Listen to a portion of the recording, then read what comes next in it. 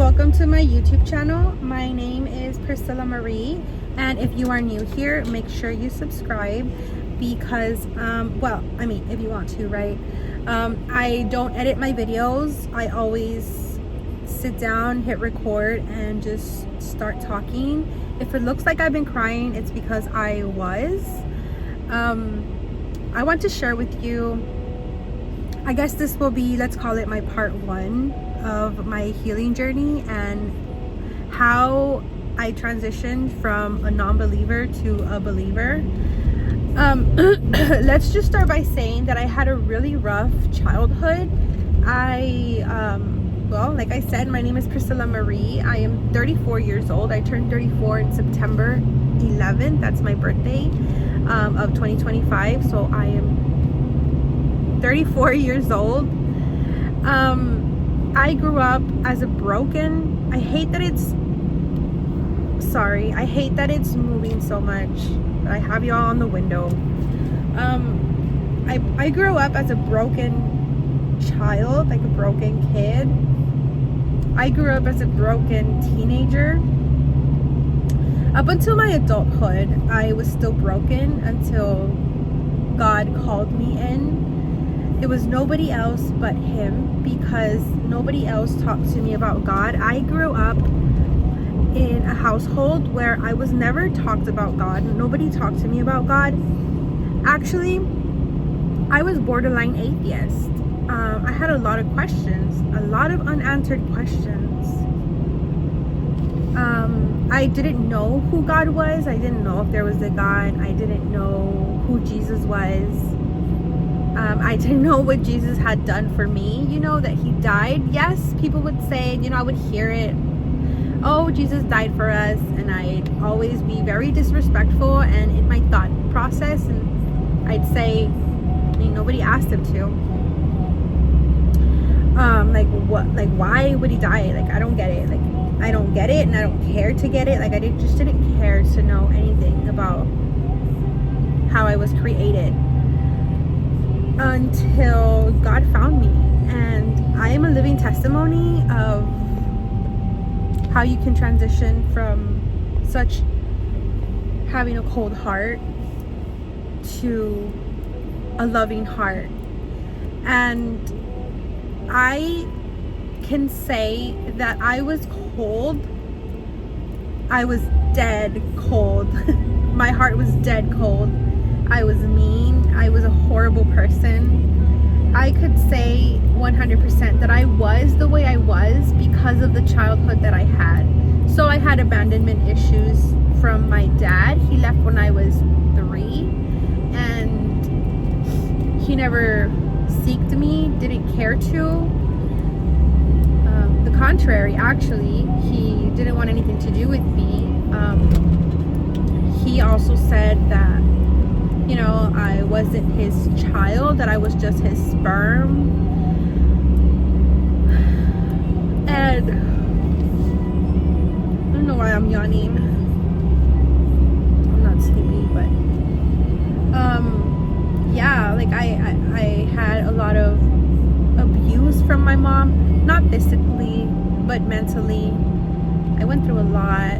I remember once I was just in the back seat, and she was driving, and she pulled over and she told me to get off, and I was maybe around 7. I was little.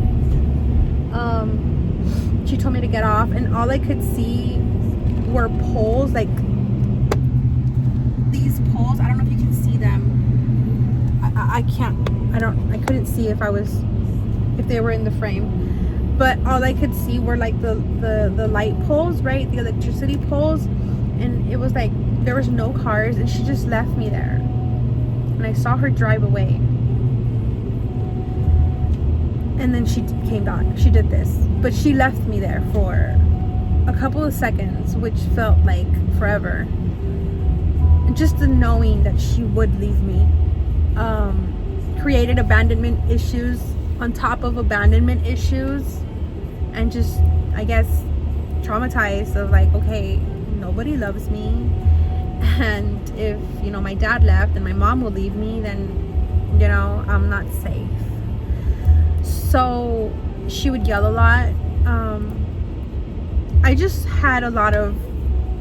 went through a lot as a kid. And then as a teenager, it just got worse. You name it, I did it, okay? I didn't have any self-control, and I didn't have any discipline whatsoever from my mom. My mom was not mommy, okay? She was not mommy. She was not being a mom. As soon as I turned 13, it's like I hit my teenage years,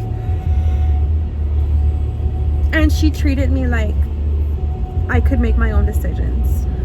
So I did, and that led me into an unhealthy path. I'm sorry if you're shaking. You're on my window. Oh my goodness. That led me into an unhealthy path, and just further away from God for sure. And it was just a very rocky road. I remember trying to go to church with some of my friends back in when I was like 14, and I started dressing with like the long skirts because that's what they would wear. And I remember her like telling me, who are you? Like, why are you dressing like that? That's not you. Because I would dress completely different than that. But I was seeking something, but I felt like it wasn't me. So I was told by her. So that drew me away from God for the first time, and I was like, okay, I guess, like, whatever, it's not me, right? But now I understand, because they say that it's your closest ones, when you try to get close to God, it's your closest ones that will turn against you and tell you things like that. It happened in my marriage when I found God, but now, good thing I was a grown-up, and I knew that I could make my own decisions. And it happened that when I started going to church and just started reading the Bible, my husband would also tell me the same thing. And that's crazy, because I know that it wasn't him now. It was just the enemy. It was just the enemy will use anyone close to you to like make you doubt yourself. So he would say, who do you think you are? Like, reading the Bible, like, you're always going to be who you are. You're never going to change, and stuff like that.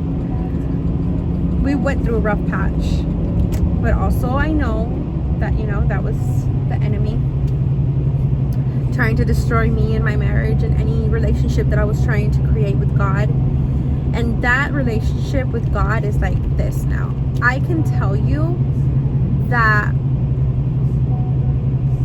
100% my life got harder now that I became a follower of Christ. And that's what Christians are, just followers of Christ. It's not about religion, okay? It's just, you're Catholic and you're a follower of Christ and you do what the Bible says, then you're perfectly fine. If you're whatever religion, as long as you follow Christ and nothing but Christ, then you're good. So I forgot what I was trying to say with that. But yeah, my life has been crazy since my childhood up until God decided to call me back home. And I was saying that my relationship just got really strong, and that my life got harder now that I am a follower of Christ, now that I am a Christian. But that's what it means, to learn to pick up your cross every day and carry your cross every day. And we each carry different crosses, okay?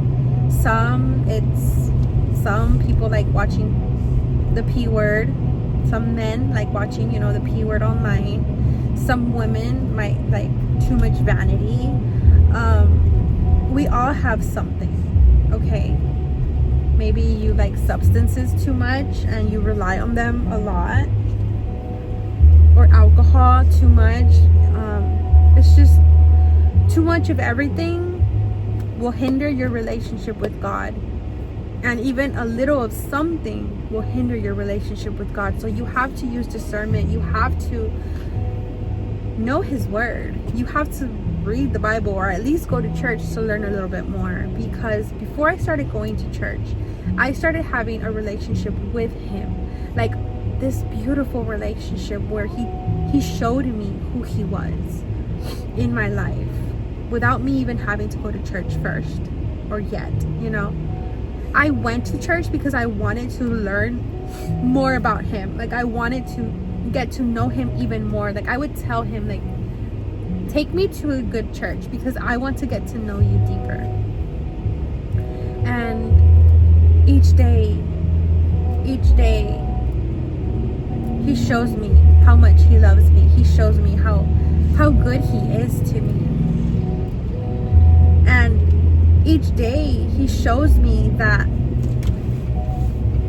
what it says in the Bible is true.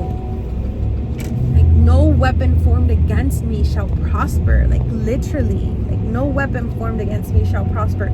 Yes, life gets hard, but even when it's hard, you know that no weapon formed against you shall prosper. It's knowing that even though it gets hard, God still has your back.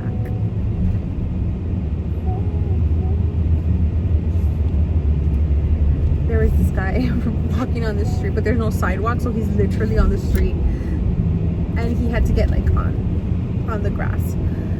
I'm really hungry. I'm gonna go get myself something to eat. Thank you so much for listening to me.